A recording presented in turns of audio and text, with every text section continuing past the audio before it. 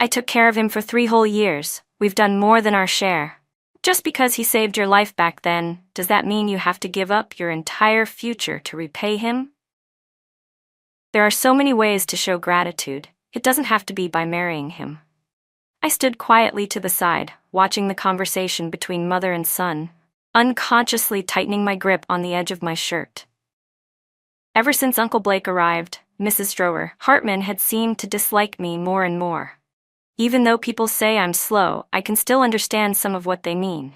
They want me to separate from Ethan. After all, in their eyes, Rachel is the real daughter-in-law. She was also Ethan's first love. They said someone like me, repaying kindness with romance, could never live in Ethan's heart.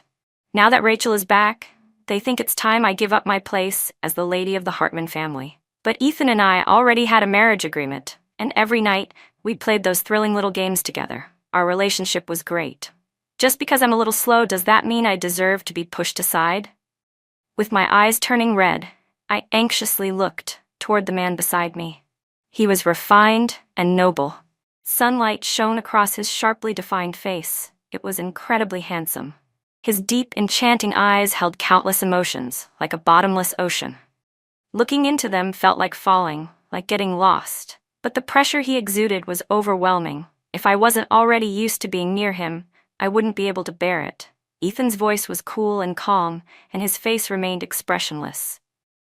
Mom, our family already had a marriage agreement with the Leongs. Even if she's not fully well, she's still the rightful daughter-in-law of our family. Besides, she can't live without me. As he said that, his large, warm hand gently covered mine. My heart, which had been so uneasy, finally settled down in that moment. Nonsense. She's mentally impaired. Are you really planning to spend your whole life with someone like that? Mrs. Hartman stood up in anger, her eyes burning as they stared at me. I instinctively flinched, only to be pulled into a warm embrace. Mom, that's enough. Look at her. Look at how she's trembling, hiding behind me. She's made our family a complete joke. Mrs. Hartman was shaking all over with rage. Even though I was afraid, I didn't want to cause a rift between mother and son. Holding back the ache in my heart, I gently pushed the man in front of me aside. Ma'am, please don't be angry. I won't hide behind Ethan anymore. Don't call me ma'am, she snapped, her chest rising and falling with fury. Her well-maintained face twisted up in disgust, her eyes filled with undisguised hatred. If it weren't for you, my son wouldn't have talked back to me. You're nothing but a curse.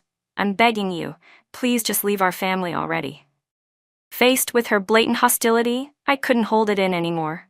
Tears began falling from my eyes, big and heavy. After Grandpa passed away, everything changed. It felt like everyone hated me, like no one had room in their hearts for me anymore.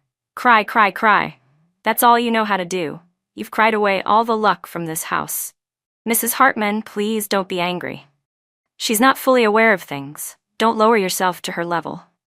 A gentle female voice echoed in the room, and that bright, graceful face appeared in front of me.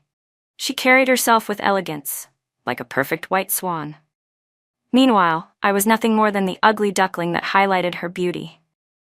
The moment Ethan saw her, the coldness in him seemed to soften. He even pulled back the piece of his sleeve I had been holding. He subconsciously leaned toward her. The sunlight fell on both of them, and a rare smile appeared on Ethan's face. Their eyes met, and for a second, it felt like everything else disappeared.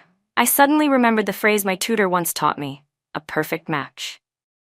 He was born with everything, talented, wealthy, admired. She was the rising star of the entertainment world. And me? I was just a fool.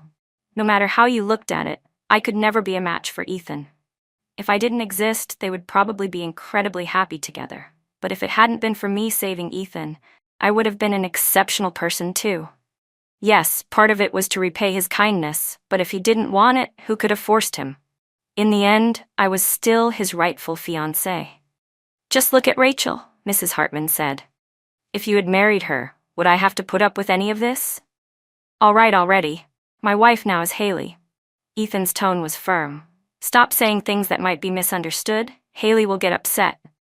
It was like he suddenly came back to his senses and looked over at me, his eyes carrying a faint smile. I wanted to smile back, but the tears streamed down again. I didn't even know why. I just felt incredibly wronged. Ever since Rachel came back, it felt like there was one person too many in this house. But that person wasn't her. It was me. Laughter and cheerful chatter came from the living room. Mrs. Hartman was getting along very well with Uncle Blake, and I could only watch silently like a rat hiding in the shadows. I tried to comfort myself. No matter how much they disliked me, I still had Ethan. He promised he would always be with me, always protect me. At some point, the voices from the living room faded away. When I woke up, it was already dark outside. "Ma'am, you didn't eat lunch.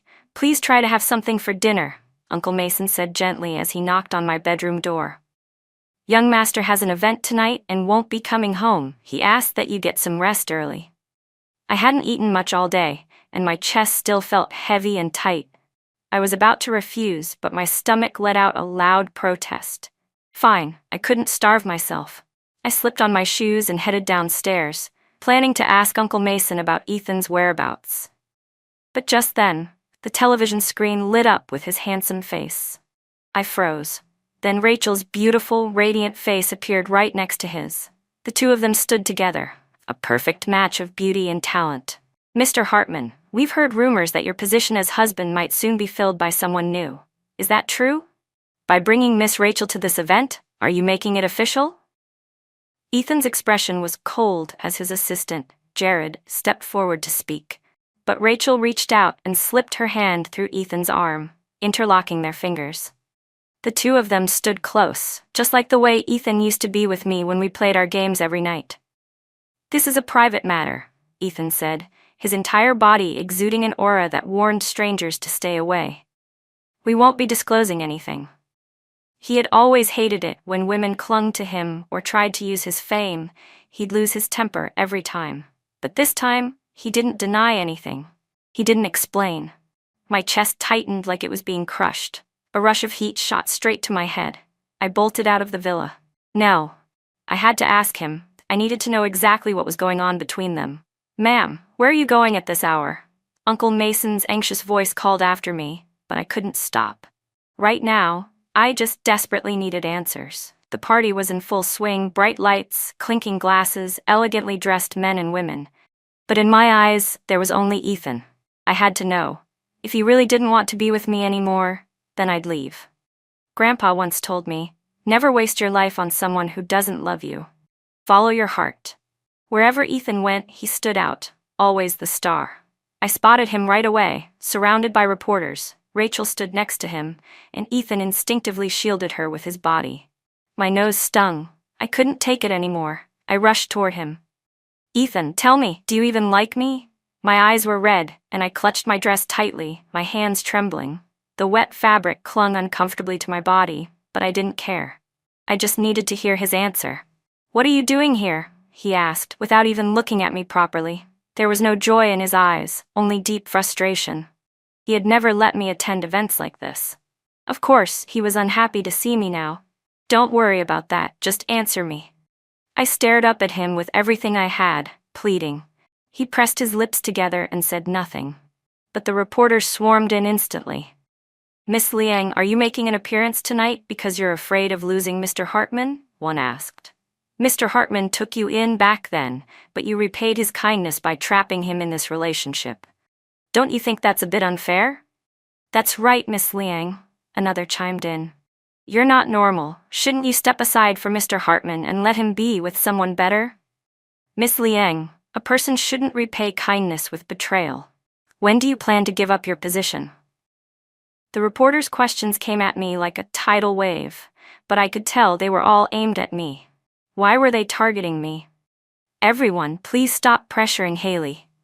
She's not fully mentally sound and can't really answer these questions right now," Rachel said, her voice soft and gentle. She was like a graceful swan, elegant, composed, glowing under the lights. I turned my head toward her voice, and my eyes instantly welled up. A wave of dizziness washed over me, and the next second everything went black. "How is my wife?" Ethan's voice was low and urgent. "The patient is pregnant. How could you let her get caught in the rain? She's running a fever now, and we can't give her medication. You'll need to reduce the fever physically. Be more careful in the future. Don't let her fall sick again," the doctor said, sounding stern.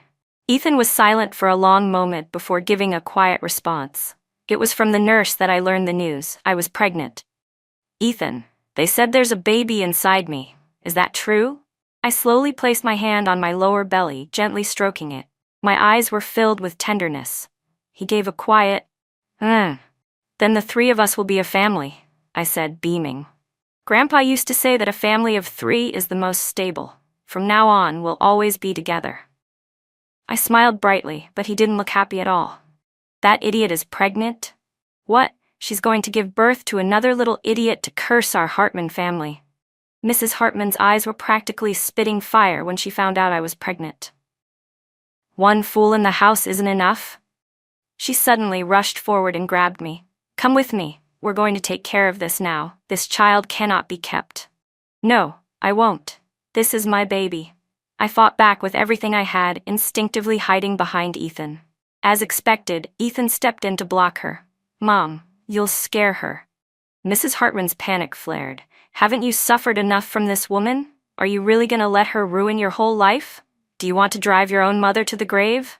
This baby must not be born, or you'll regret it forever.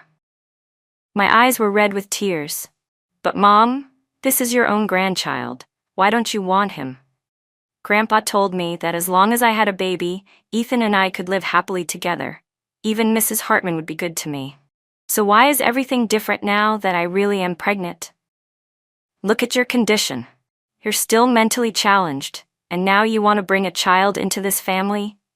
We don't need you to give us a grandchild. There are plenty of women willing to have babies for our family. That's enough, Mom. Don't bring this up again. Ethan picked me up and carried me back to the bedroom. At least Ethan was still on my side. I clung to him tightly, afraid of losing the only lifeline I had left. After I got pregnant, Ethan became much gentler with me. It felt like we'd gone back to how things used to be before Rachel came back. Ever since she returned, he had started ignoring me from time to time. But now, with the baby, things were different. I gently caressed my belly, my heart full of happiness. Haley, Ethan said, his voice soft. I looked at him and noticed a flicker of guilt in his expression. But I was so immersed in my own joy that I didn't pay it any attention. Let's go to the hospital. It's time for your prenatal checkup. We can see how the baby's doing inside your tummy. Of course I wanted to go. I happily followed him to the hospital, but this time felt different from all the others. Ethan seemed especially serious, and even the doctor looked at me with unusual sternness. A bad feeling surged through me. I started to panic. It's okay, Ethan said gently, taking my hand to comfort me. There's just a little problem with the baby. The doctor needs to treat it. Don't be scared. You don't want the baby to suffer, right? The moment I heard that the baby might be in pain, I immediately shook my head. I didn't want the baby to suffer. I'd be good. Ethan gently stroked my head. He whispered softly, just sleep. You'll feel better when you wake up. I was pushed into a small room lit with bright overhead lights. The doctor gave me an injection, saying it was nutrition for the baby. For the baby's sake, I clenched my teeth and endured it, even though it hurt. The baby wasn't born yet, but for some reason, after the shot, my eyelids grew heavier and heavier. In the end, I couldn't hold on and drifted off to sleep. When I opened my eyes again, I was already in a hospital room. Sitting beside the bed, Ethan looked worried. As soon as he saw I was awake, he leaned in, concerned. How are you feeling? Does it hurt? Is the baby okay? I looked at him with hope all over my face. He hesitated for a second, then gave a slightly stiff nod. It's okay now. You just rest. I have work at the office. I'll come see you again tonight. Hearing that the baby was okay, I was overjoyed. As long as I had the baby with me, nothing else seemed to matter. I touched my belly excitedly, only to be met with an unwelcome guest. Rachel stood by the doorway, eyes full of mockery. The baby's already gone. What are you touching your belly for? My heart skipped a beat. I glared at her. You're lying. The baby is still inside me. She sneered. Ethan was afraid you'd give birth to a mentally challenged child. He sweet-talked you into getting an abortion. You think he really loves you? He could abandon your baby without a second thought, so what makes you think he'd keep you? Gone was the gentle, graceful Rachel. Now she looked like a demon crawling straight out of hell. I was so scared that I jolted and instinctively tried to run, but as soon as I reached the door, my legs gave out and I collapsed to the floor. I felt a hollow emptiness inside me. My face went completely pale. The baby really was gone. Miss Leong, what are you doing? You just had an abortion. You can't be out of bed. A nurse rushed over to help me up, but the moment I heard her words, something exploded inside me. Who gave you permission to take the baby? That was my baby. Why didn't you tell me? Why didn't anyone tell me? The nurse looked awkward. Mr. Hartman made the decision. There was nothing we could do. Ethan. My mind instantly conjured up his guilty expression. So all his gentleness was just to take the baby from me? A bitter, metallic taste rose in my throat. The next second, I blacked out. Ethan, the nurse only slipped up by accident, Rachel said, sounding full of guilt. Haley's mind isn't fully developed. She'll forget this soon. Don't worry. But the man beside her said nothing. When I opened my eyes again, Rachel immediately rushed over, emotional. Haley, are you okay? When I came to visit you, you ran off like a maniac. You scared me half to death. Are you all right? Ethan's voice was still gentle, full of worry. The moment I saw him, I slapped him across the face. A burning fury exploded in my chest. He had killed our baby, with his own hands. Haley, how could you hit Ethan? Rachel cried out, staring at me with heartache, as if she were the real wife standing up for her husband. This is between me and Haley, Ethan said, turning away from her. His eyes turned red as he looked at me.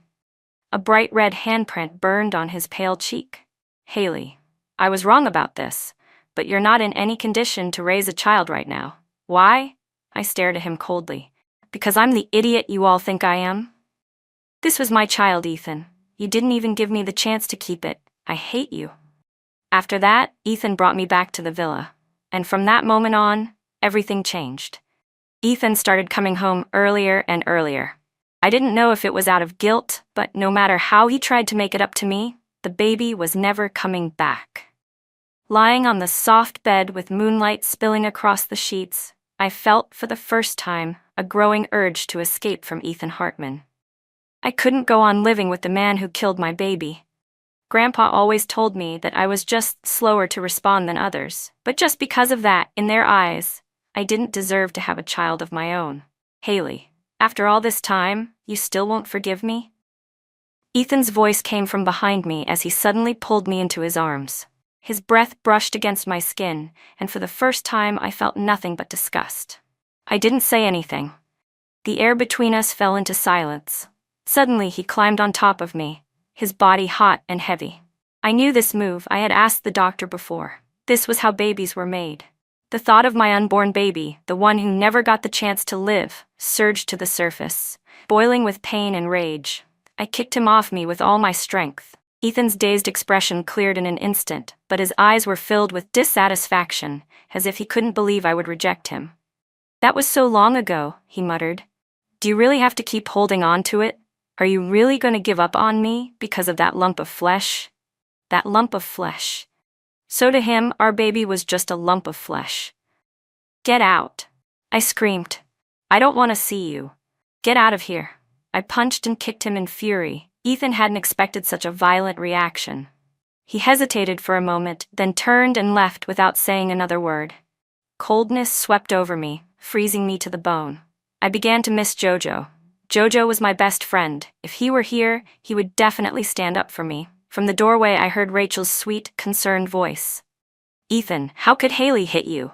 Come here, let me take a look. Ever since that incident, Rachel had somehow moved into the Hartman estate. Mrs. Hartman was thrilled, fussing over her every day like she was the real daughter-in-law. You'd think Rachel was her actual family. But I didn't care anymore. Lately, my mind had been in chaos. I kept recalling scattered memories of my time with Ethan. To me, they felt like scenes from someone else's life, distant, unfamiliar. I needed time to sort through everything.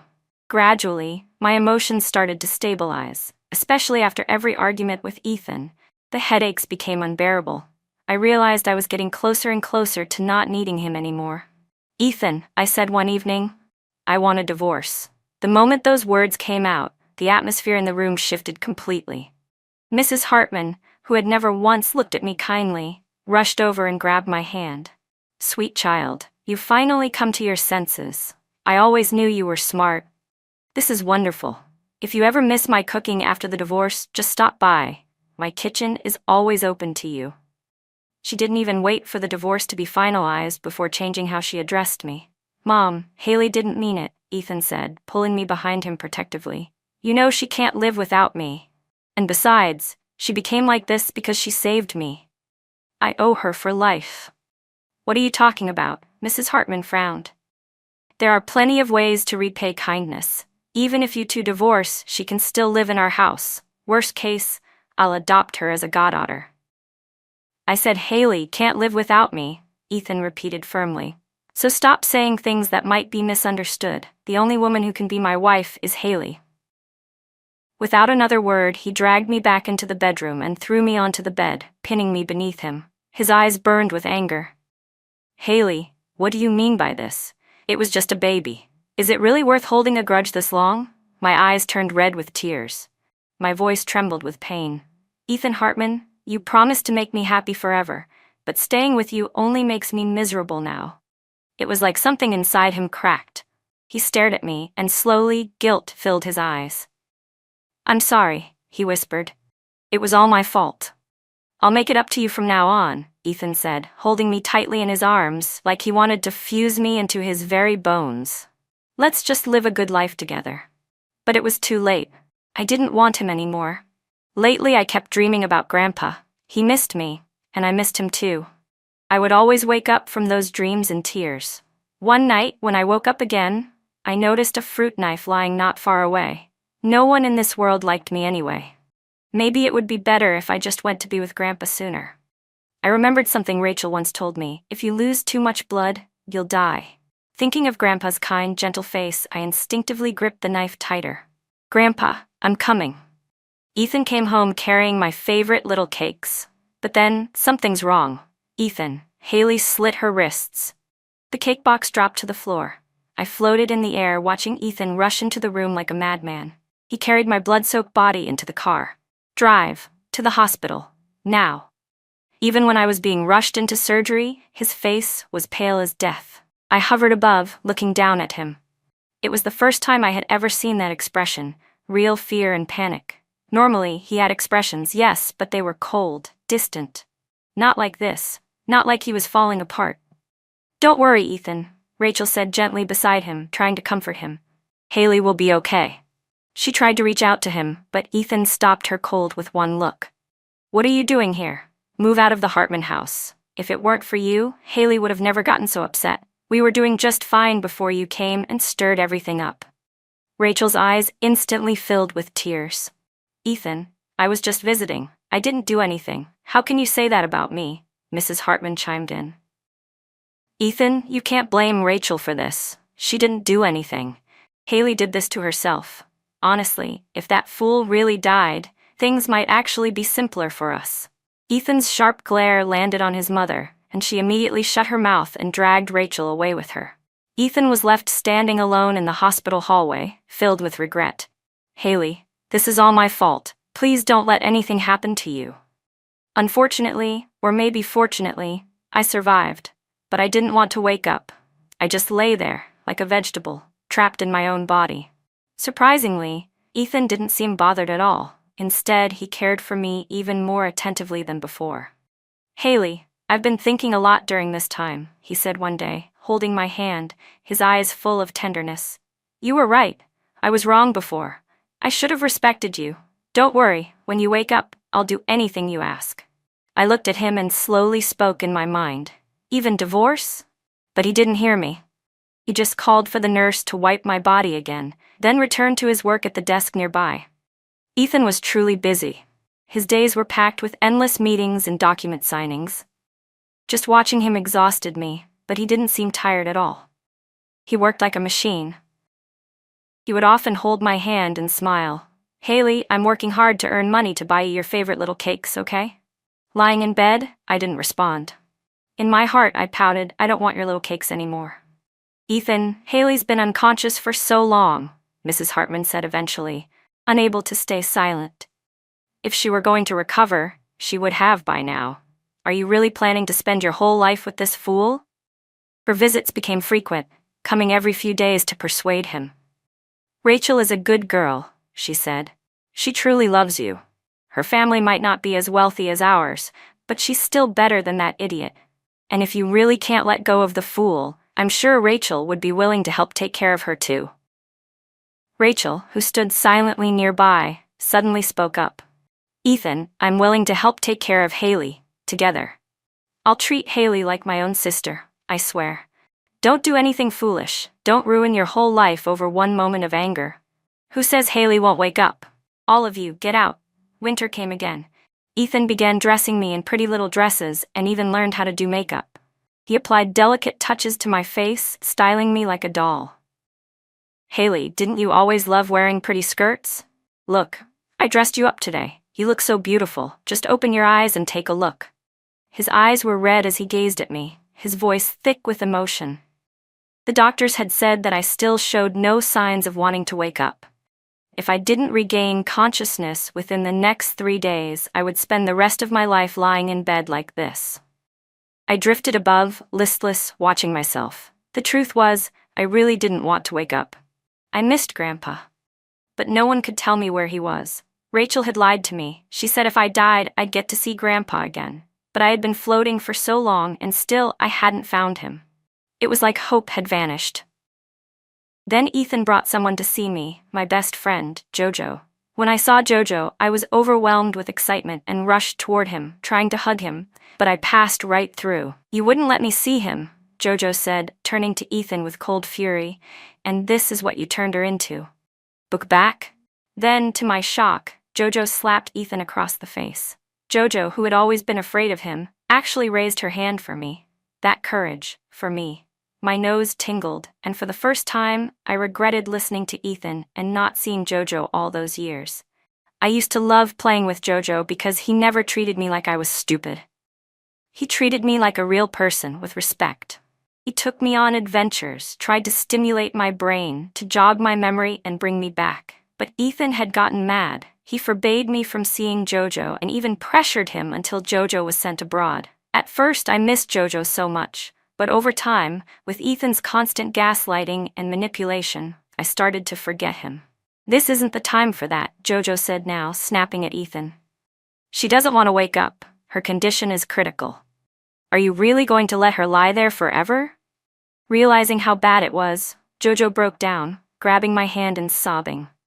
You big idiot. Do you have any idea how dumb you are?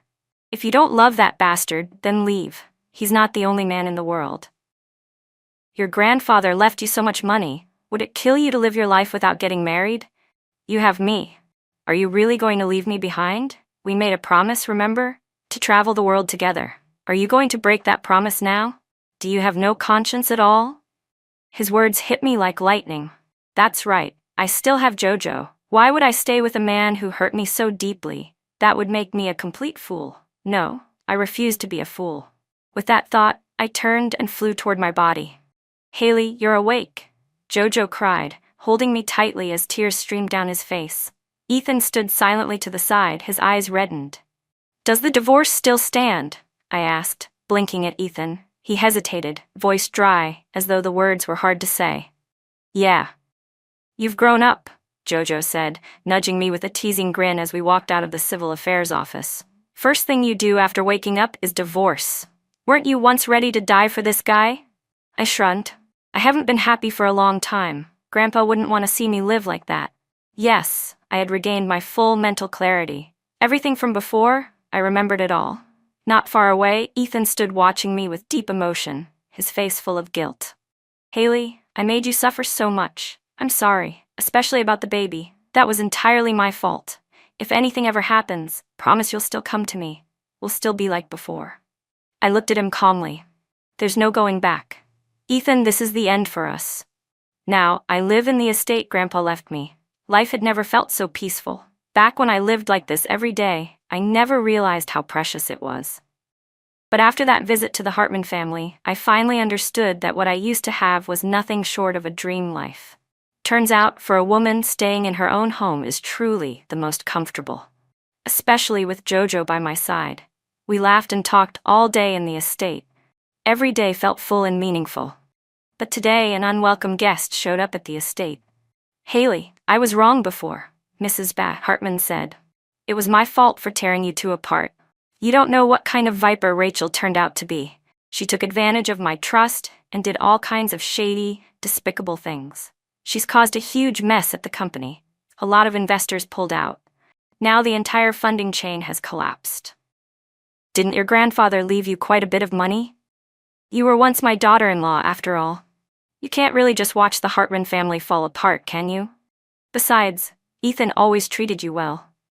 Her words made my stomach churn. Before I could say anything, Jojo chuckled coldly. Wow, listening to you, someone might think you actually saved Haley's life.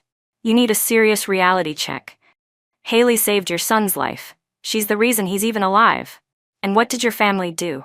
You didn't thank her. Instead, you treated her cruelly. You even killed her baby.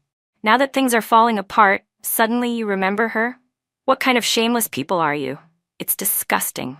Mrs. Hartman's face twisted in embarrassment and anger, but she still refused to give up and turned back to me. Haley, Jojo doesn't understand. But you and our family, we're not strangers. You're right, I interrupted coldly. We're not strangers. You murdered my child. I haven't even come after you for that yet. The fact that I'm not suing you is me being merciful. If you ever show up at my house again to disgust me like this, don't blame me for chasing you out with a stick. You hear me? Get out. Now. Ethan arrived shortly after, rushing over when he saw me. His eyes lit up. Haley, how have you been? I gave him a bright smile. Much better without you. I can't believe your family is still this shameless, I added. Even now, you're still eyeing my grandfather's inheritance? Ethan's expression changed instantly. Mom, why did you say those things to Haley? Haven't we heard her enough? Exactly, Jojo snapped. If it weren't for you bringing home that Rachel woman, my Haley would have never been tricked into killing herself. Jojo glared at them, his eyes burning. Haley's okay now, thank heaven. But if any of you come near her again, I'll let the dogs loose. As if on cue, our dog, Rusty, barked twice beside him. Mrs. Hartman yelped in fear and immediately ducked behind Ethan. You people are insane. How was I supposed to know back then? Are you seriously blaming me? I sneered. Yeah, I was the fool, no doubt. But the reason your family ended up like this? That's on your own stupidity. You invited the wolf in. You destroyed everything your family worked for across generations. Frankly, you deserve it. Mrs. Hartman was so angry she could barely speak. Her finger trembled as she pointed at me, shaking all over. Ethan, however, just stared at me, unblinking, his eyes filled with tenderness.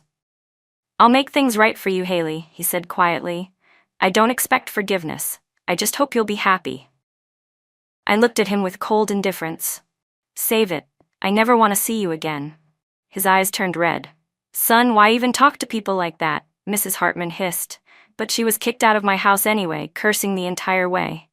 Ethan went straight back and dealt with Rachel. He had her sold off to northern Myanmar. I heard she ended up in a red light district, living a miserable life. Ethan even gave specific instructions. They were to make sure she got pregnant and miscarried often. Before long, Rachel's body couldn't take it. She grew gravely ill and was barely hanging on. As for Mrs. Hartman, Ethan sent her to a retirement home. The woman who used to love showing off was now the laughingstock of her social circle. She deflated like a popped balloon. The Hartman family could have held on a bit longer, but for some reason, Ethan just gave up. Like atonement, he let the Hartman group collapse. He even gathered all the evidence of tax evasion within the company and turned himself in to the police. Ethan got what he wanted. He ended up in prison. The Hartman family disappeared completely from River City. Later, he wrote me a letter. But I didn't bother to read it. I tore it into pieces and let the wind carry it away. I never planned to forgive him, not in this lifetime. Eventually, I inherited the billions my grandfather left behind and began a journey around the world with Jojo. From now on, I live only for myself, happy and free.